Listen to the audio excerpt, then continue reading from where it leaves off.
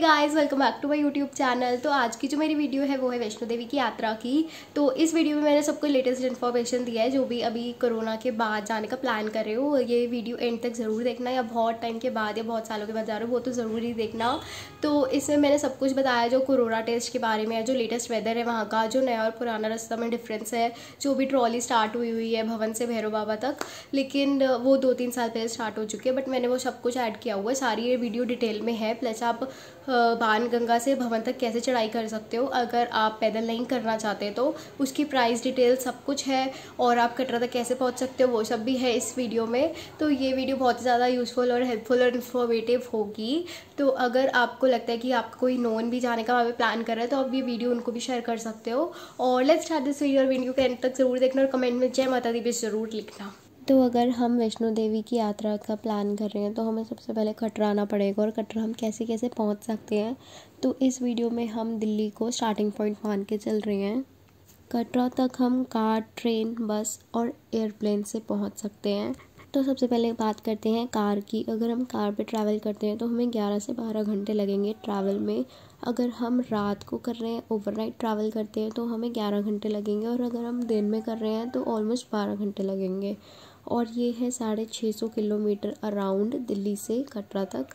लेकिन कार का एक डिसएडवांटेज ये है कि जो बंदा जो ड्राइव कर रहा है कार को, वो पहले इतना ड्राइव करेगा, उसके बाद उसको आगे चढ़ाई भी चढ़नी है। अगर वो पैदल जाने का प्लान कर रहा है तो ये एक डिसएडवांटेज हो सकता है, क्योंकि वो बहुत थका होगा तो ठीक से हो नहीं पाएगी, तो बॉडी को रेस्ट नहीं मिलेगा।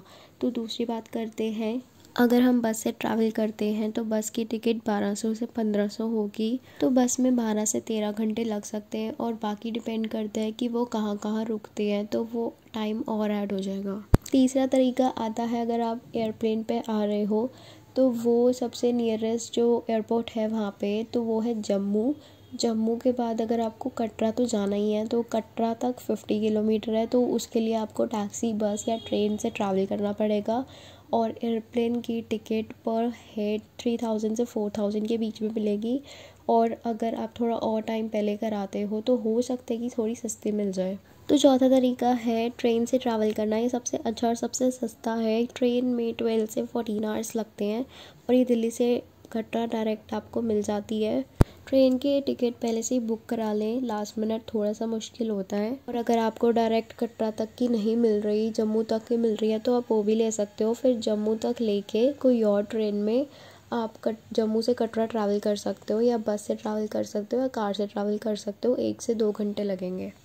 तो अगर आप ट्रेन से ट्रैवल कर रहे हो तो रेलवे स्टेशन पे कटरा के पहुंचते ही वहाँ पे आपको लाइंस दिखेंगी जहाँ पे कोरोना टेस्ट हो रहा है। एक लाइन वो होगी, और एक लाइन होगी जो लोग पहले से ही घर से करवा के लाए हैं टेस्ट रिपोर्ट्स दिखाने के लिए, तो 2 लाइंस होंगी। तो वहाँ जो कोरोना टेस्ट करवा रहे होंगे उनको 2 से 3 घंटे आराम से लगेंगे। हम लोग गए थे वीक डेज़ पे। अगर हम वीकेंड्स पे जाते या हम नवरात्रों के दिन में जाते तो और लंबी लाइन और टाइम लगता।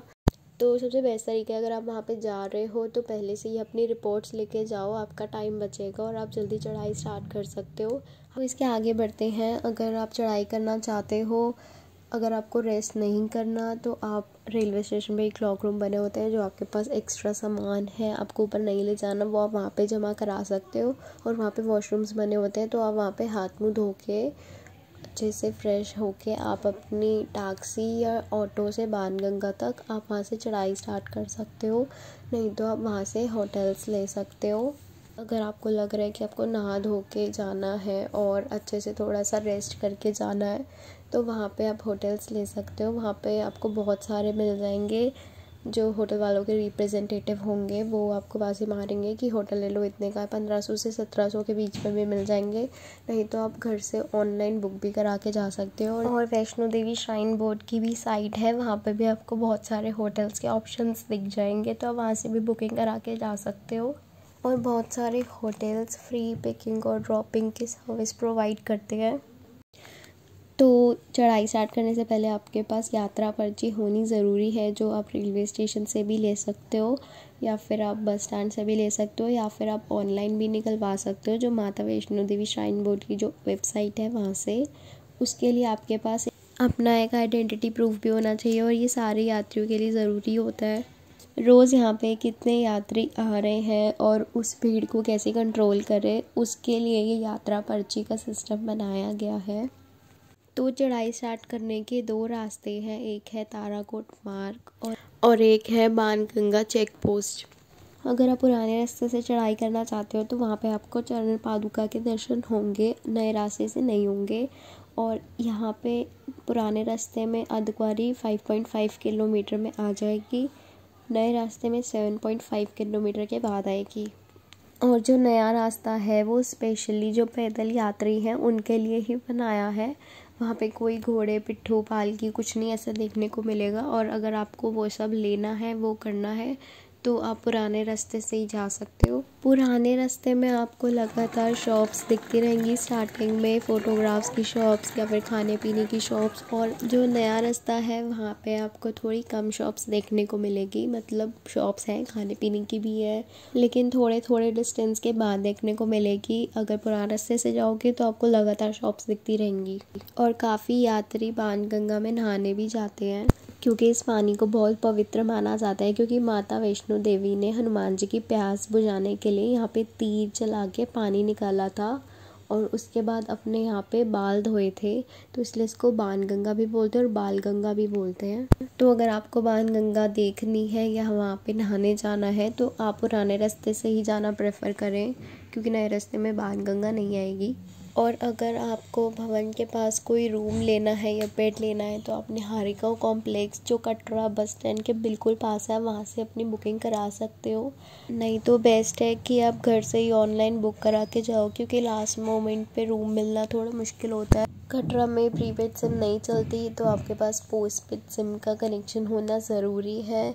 नहीं तो आप टेलीफोन बूथ का इस्तेमाल कर सकते हो, नहीं तो वहाँ पे यात्रा सिम कार्ड भी आप परचेज़ कर सकते हो, कटरा में आपको मिल जाएगी। तो अब स्टार्ट करते हैं चढ़ाई। तो ज़्यादातर लोग चढ़ाई पैदल करना पसंद करते हैं, और अगर आप पैदल नहीं जाना चाहते तो आपके पास भवन तक पहुंचने के लिए और भी ऑप्शंस अवेलेबल हैं, जैसे हेलीकॉप्टर में आपको कटरा से सांजी छत तक 7 मिनट लगेंगे। सांजी छत के बाद माता का दरबार 2.5 किलोमीटर की दूरी पर है। हेलीकॉप्टर की बुकिंग जर्नी डेट से 2 महीने पहले ओपन हो जाती है। श्री माता वैष्णो देवी श्राइन बोर्ड की वेबसाइट से बुक हो जाती है, जिसका 1 साइड फेयर 1730 है। और अगर आप कटरा से सांजी छत से कटरा जाते हो तो होगा 3460 पर पर्सन के हिसाब से। दूसरा ऑप्शन है घोड़े, जिसका पर पर्सन भवन तक का रेट होता है 800 से 900। और अगर आप अर्धकुंवारी तक कराते हो यानी कि आधे रास्ते तक, तो वो होता है 400 से 450 के बीच में। और अगर आप पालकी लेते हो तो वो होता है 3150 1 साइड जर्नी। अगर आप बैटरी कार करना चाहते हो तो वो अर्धकुंवारी से मिलती है, अर्धकुंवारी से भवन तक 354 रुपीज़ में। और पिट्ठू करते हो तो 540 रुपीज़ में 1 साइड का खर्च आएगा।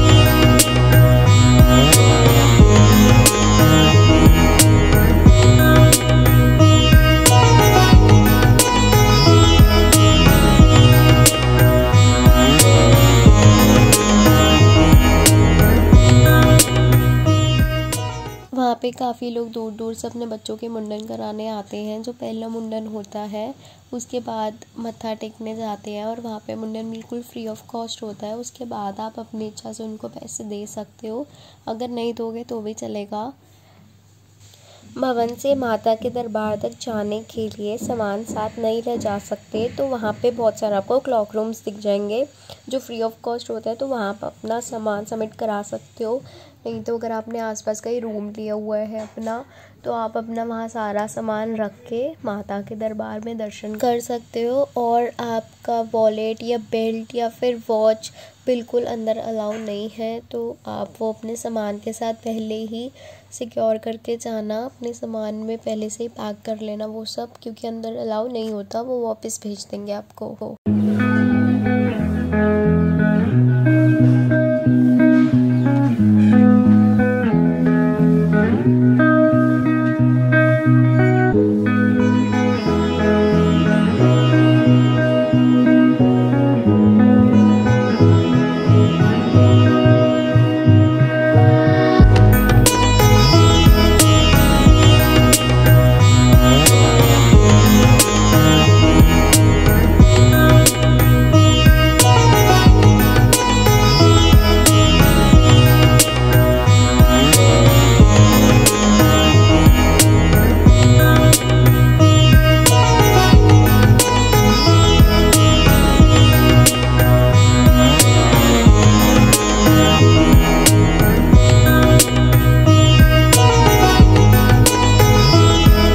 तो अंदर फ़ोन या वीडियो या कैमरा अलाउ नहीं होता, तो मैंने बाहर से वीडियो बना ली जहाँ से हम दर्शन करने के लिए निकलते हैं।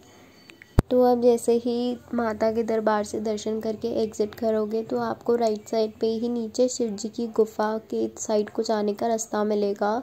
वहाँ पे वीडियो या फ़ोन या कैमरा अलाउ नहीं है, इसलिए मैं वहाँ की वीडियो नहीं बना पाई, तो मैं बाहर से बना के आ गई। और अगर आपके पास भैरव बाबा तक जाने की चढ़ाई का टाइम है तो आप जा सकते हो, नहीं तो आप नेक्स्ट मॉर्निंग जा सकते हो। और वहाँ पे जाने के लिए 2 तरीके होते हैं, या तो आप पैदल जाओ या तो आप रोप वे कर सकते हो। रोप वे का रेंट होता है 100 रुपीज़ दोनों साइड का। तो इसके लिए आपको टिकट लेनी पड़ेगी जो भवन से ही मिलेगी, और वहीं से आपको ट्रॉली पर चढ़ना है। और इसकी टिकट मिलती है सुबह 7 बजे से शाम के 5:15 बजे तक। और कभी कभी मौसम ख़राब होने की वजह से ये नहीं चलाते, तो आप वो सब दिमाग में रख के चलना। अगर आप ऊपर जा रहे हो तो आपके पास सफिशिएंट टाइम हो, अगर मौसम ख़राब हो जाता है तो ये अब हम अंदर जा रहे हैं टिकट काउंटर में। वहाँ से हम ट्रॉली के लिए टिकट लेंगे। और अंदर वीडियो नहीं अलाउ होती, फिर भी मेरे से जितनी हो सकी मैंने उतनी वीडियो बना ली अंदर की। तो यहाँ से टिकट लेनी होती है 100 रुपीज़ की दोनों साइड की। और जैसे हम मेट्रो स्टेशन में टोकन लगाते हैं और वो खुल जाता है, वैसे ही इसमें होता है। अब हम जा रहे हैं रोप वे की साइड। ये था 1-2 बजे का टाइम, हम पहले भी टिकट लेने आए थे, पर तब रोप वे बिल्कुल बंद थी, क्योंकि ऊपर बहुत तेज़ हवा चल रही थी, जिसकी वजह से रोप वे बंद कर दी थी। और बहुत सारी भीड़ भी लगी हुई थी, वहाँ पे लाइन में लगी हुई थी कि कब रोप वे स्टार्ट हो, तो वो सब लोग कब जाना स्टार्ट करें। तो तब तक हमने माता के दरबार में दर्शन दोबारा से करा, और तब तक भीड़ भी कम हो गई, रोप वे भी स्टार्ट हो गया। तो अब हम रोप वे पे चढ़ने लगे हैं, और रोप वे पे 3 से 4 मिनट लगते हैं, मैक्सिमम 5 मिनट लगते हैं, उससे ज़्यादा नहीं लगते भैरव बाबा मंदिर के पास पहुंचने में। और रोप वे में एक साथ 50 से 60 लोग आ जाते हैं आराम से। वैसे तो वीडियोज़ और फ़ोटोज़ बनाना अलाउ नहीं है, पर इस बार पता नहीं कैसे उन्होंने बनाने दी, कुछ नहीं बोला। और अब हम रोप वे से निकल के भैरव बाबा मंदिर पे जा रहे हैं। और वहाँ पे बहुत सारी डिस्पेंसरीज भी मिलेंगी आपको रास्ते में। अगर आपको कुछ भी लगे कि आपकी तबीयत ख़राब हो रही है या आप ठीक नहीं फील कर रहे हो, तो आप वहाँ पे भी जा सकते हो।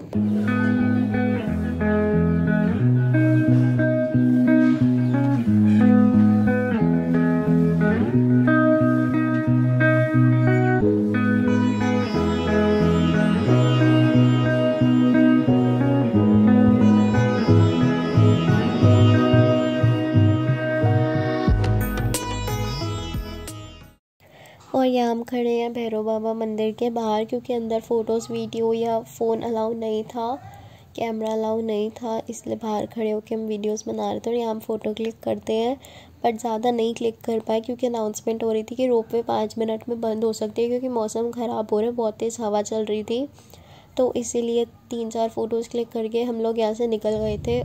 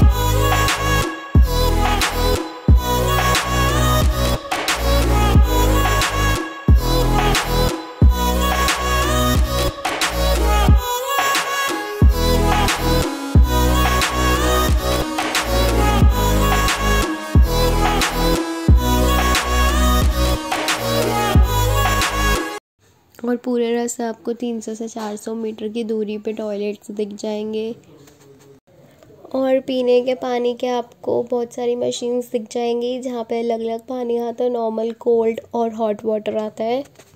और पूरे रास्ते आपको खाने पीने की शॉप्स दिखती रहेंगी, तो आप खा पी भी सकते हो और आराम से आप अपनी चढ़ाई कर सकते हो। और पूरे रास्ते स्पीकर लगे हुए हैं जिसमें माता वैष्णो देवी की आरती होती रहती है।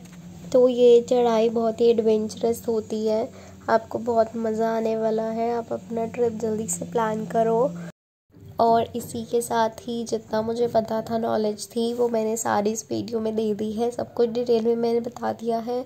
और आई होप कि आपको वीडियो अच्छी लगी होगी और आपके लिए यूज़फुल होगी। और अगर आपको लग रहा है कि कोई आपका नोन या रिलेटिव प्लान कर रहा है जाने के लिए, तो आप ये उनको भी शेयर कर सकते हो। वहाँ का मौसम ऐसा था कि अच्छा था और ठंडक भी थी, अच्छा लग रहा था, ठंड नहीं लग रही थी। लेकिन जैसे ही हम लोग हेमकोटी तक पहुँचे, उसके बाद इतनी तेज़ तेज़ हवा चलने लग गई, ठंडी ठंडी, तो वहाँ पे ठंड लगने लग गई थी। तो ऊपर आपको स्वेटर की ज़रूरत पड़ेगी ही पड़ेगी। और मेरे पास स्वेटर नहीं था, तो आते टाइम मुझे ठंड लग गई। शायद मेरी वॉइस से भी फील हुआ होगा आपको, मुझे कोल्ड हो गया आते यहाँ पे। और मौसम भी बहुत बदला एकदम से, तो आप ध्यान रखना उस बात का, आप स्वेटर लेके जाना, ऊपर ठंड होती है। और आई होप कि आपको आज की वीडियो अच्छी लगी होगी, यूज़फुल और हेल्पफुल होगी। तो hit the like button to my video और कमेंट में जय माता दी ज़रूर लिखना। और अगर अभी तक आपने मेरे चैनल को सब्सक्राइब नहीं किया तो आप चैनल को सब्सक्राइब कर सकते हो। और आप मुझे इंस्टाग्राम पे भी फॉलो कर सकते हो द ग्लैम गर्ल भव्या के नाम से, और मेरा फेसबुक पेज है द ग्लैम गर्ल भव्या के नाम से। तो मिलते हैं फिर नेक्स्ट वीडियो में। Till then see you, bye bye, take care.